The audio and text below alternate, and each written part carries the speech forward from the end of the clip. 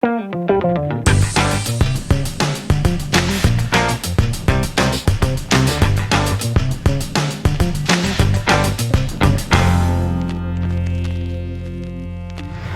dia, bem-vindos a mais um Papo Reto. Meu nome é Eduardo Branquinho e eu vou falar um pouquinho sobre teste de controllers no Spring. Legal? Eu fiz um projetinho aqui ele bem simplesinho, que tem um endpoint que responde com Hello World. Né? Coisa mais simples do mundo, é o primeiro endpoint que a gente faz quando a gente está aprendendo a fazer uma API. E aí a ideia é como que a gente testaria esse cara, né? Não dá pra gente fazer aquele teste de unidade comum que a gente sempre costuma fazer, né? Aqui eu vou mostrar uma outra abordagem de como testar ele, tá?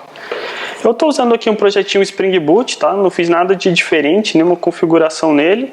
Ele está usando o banco H2 e ele está usando aqui o starter dele de teste. Aqui, ó. Não, o teste. Teste. Aqui, Spring Boot Starter Test. Aqui ele já coloca o JUnit pra gente, Mockito, Runquest, AssertJ, tudo o que a gente precisa. E aí eu vou mostrar aqui, o teste já está feito, tá? Mas eu vou falando dele linha a linha, tá? Só deixei ele pronto para economizar tempo. Que é esse cara aqui. Deixa eu economizar aqui.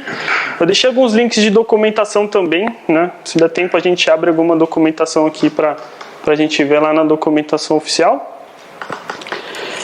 Esse teste aqui, a primeira coisa que a gente vai precisar colocar nele é esse runner, que é do Spring Runner.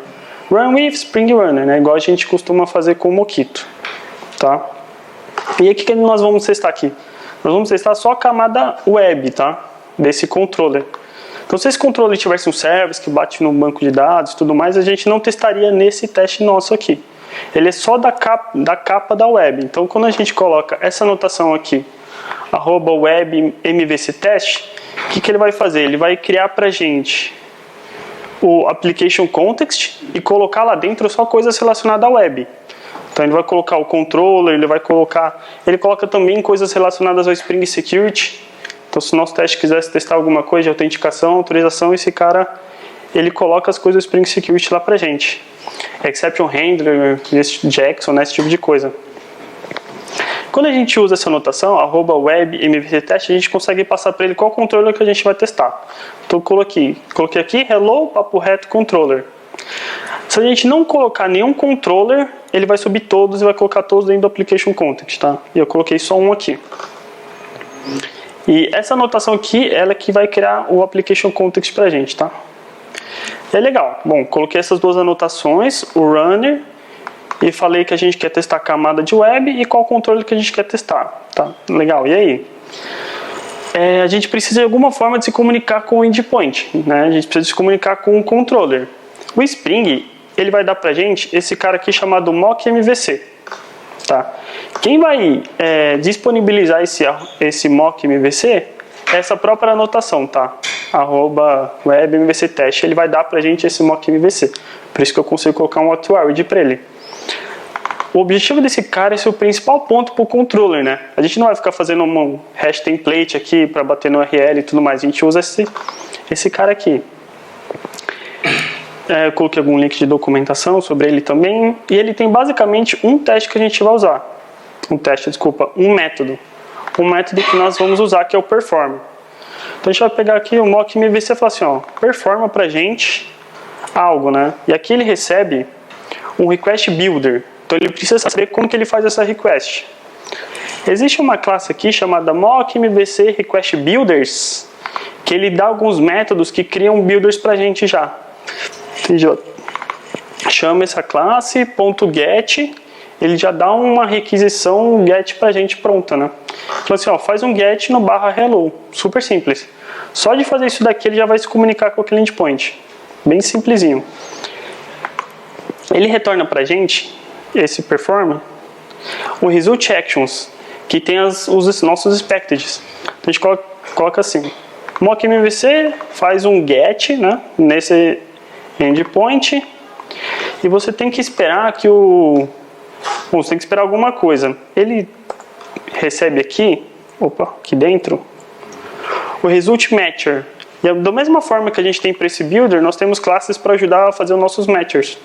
Então assim, ó, mock MVC result matcher.status. Então, ó, eu quero testar o status, que é ok, né, que deu 200. Então, ó, bati lá nesse endpoint de hello e espero que seja um status de 200. Eu consigo testar também o conteúdo dele. Então, eu falo assim, ó, bate lá no endpoint, vê que está dando ok e vê que o conteúdo é hello world. Dessa forma, a gente conseguiu fazer um teste bem simples no nosso endpoint, tá? Então, esse daqui é o mais simplesinho, né? Agora eu vou mostrar um outro endpoint que é de fornecedor, que é esse fornecedor controller. Tá? Esse cara aqui ele já tem uma dependência, por isso que eu usei ele como exemplo. Então imagina que a gente vai bater num service e ele que vai retornar alguma coisa pra gente, né?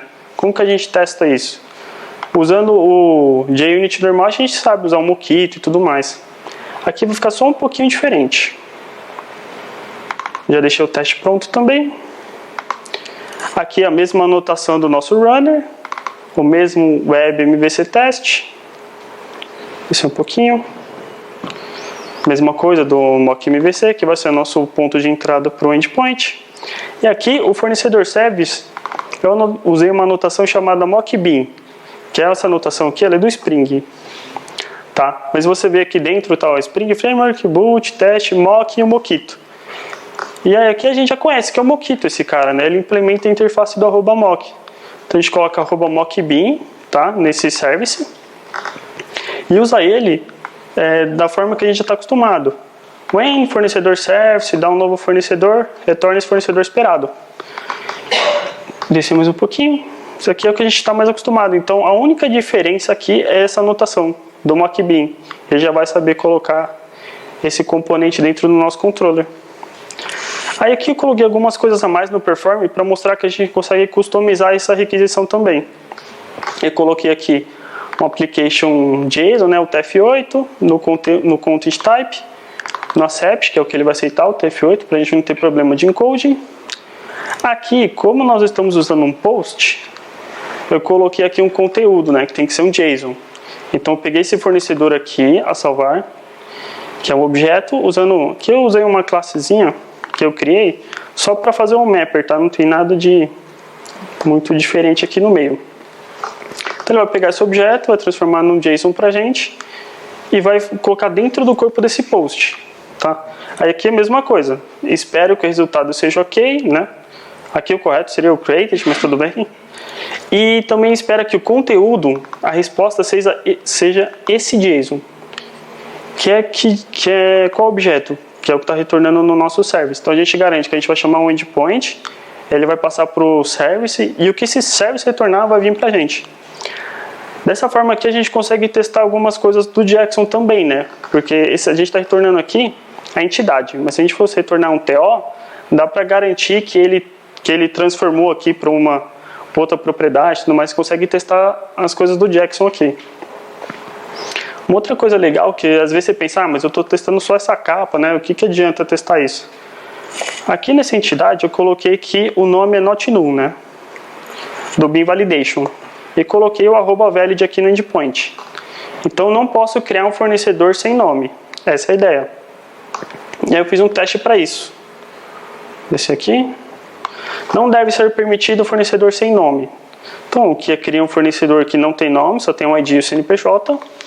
E fiz aquele esquema de fazer um perform, passando um post para fornecedor, né, com esse content type ou acceptance, passando o conteúdo, que é esse fornecedor sem nome.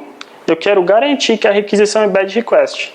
Ou seja, eu estou garantindo que o meu endpoint não deixa entrar um fornecedor sem nome. Se esse tipo de teste aqui, se a gente for testar só do service para frente, a gente não consegue testar esse tipo de coisa do bin validation, né? Porque ele fica aqui na capa do controller. Então, mesmo sem a gente bater no service de verdade, bater no banco de dados, é um teste útil, porque a gente consegue testar as coisas do Jackson.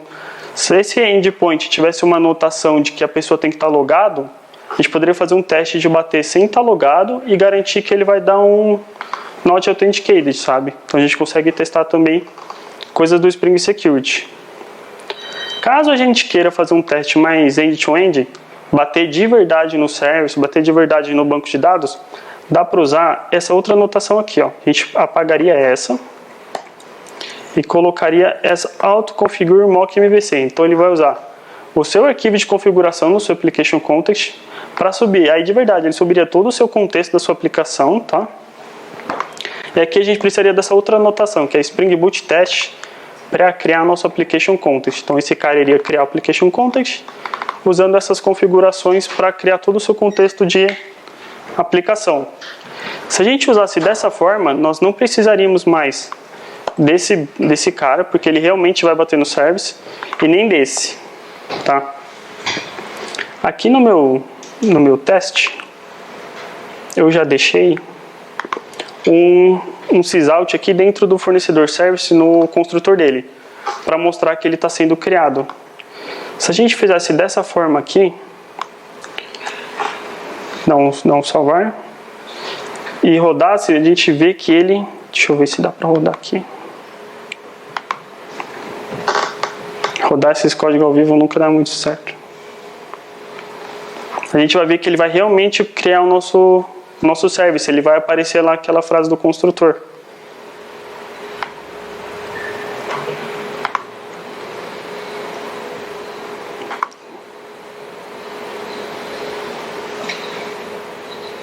Aqui, ó. Oh, passou.